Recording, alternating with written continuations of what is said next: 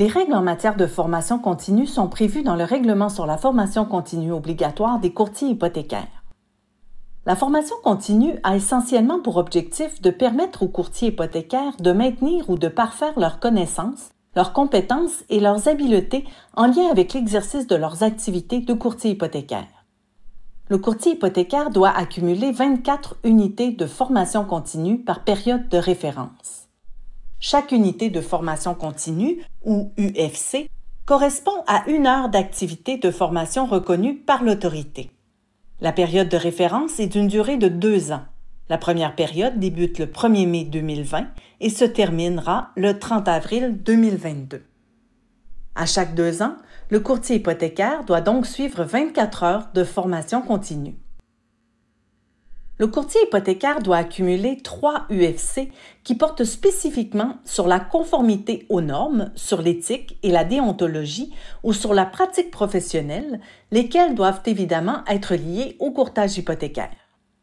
Les autres UFC, il y en a 21, peuvent être accumulés dans les matières générales qui sont précisées au règlement.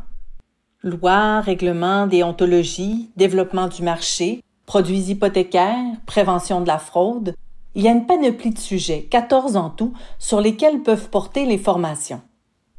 La liste des activités de formation reconnues par l'autorité sera tenue à jour et publiée sur son site Internet.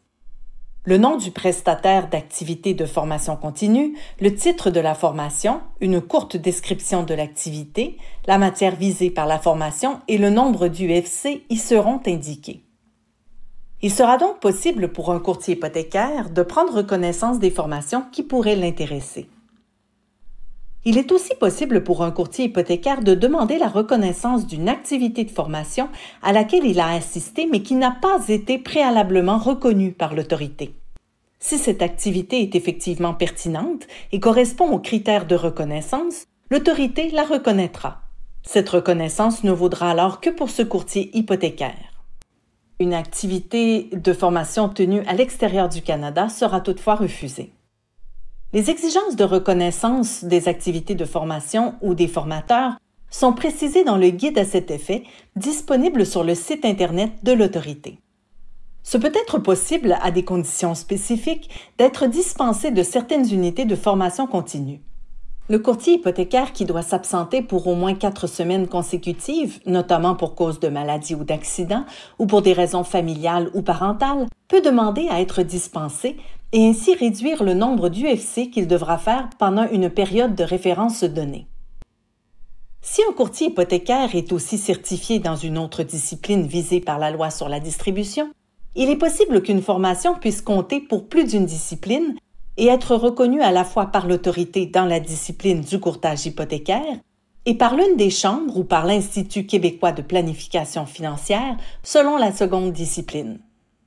Dans ce contexte, toutefois, c'est important de mentionner que c'est à chaque organisme d'administrer ses propres règles de formation continue. Si un courtier fait plus que les UFC demandés pendant une période de référence, l'autorité en reportera jusqu'à 6 dans la période subséquente. Toutefois, les UFC reportés ne porteront que sur les matières générales. Aucune des 3 UFC spécifiques ne sera reportée. Le courtier hypothécaire aura toujours 3 unités de formation continue par période de référence qui portent spécifiquement sur la conformité aux normes, sur l'éthique et la déontologie ou sur la pratique professionnelle. Si un courtier hypothécaire suivait 2 fois une même formation pendant une période de référence, cette formation ne compterait qu'une fois.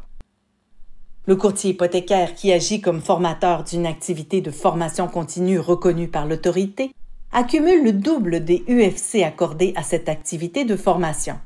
Il ne peut toutefois les accumuler qu'une seule fois, même s'il donne cette formation à plus d'une occasion. Les prestataires d'activités de formation continue vont transmettre à l'autorité la confirmation qu'un courtier hypothécaire a suivi une activité de formation. C'est aussi important que le courtier conserve une preuve des formations qu'il a suivies.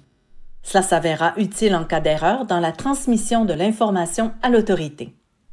En tout temps, le courtier hypothécaire pourra consulter son dossier de formation continue dans les services en ligne de l'autorité.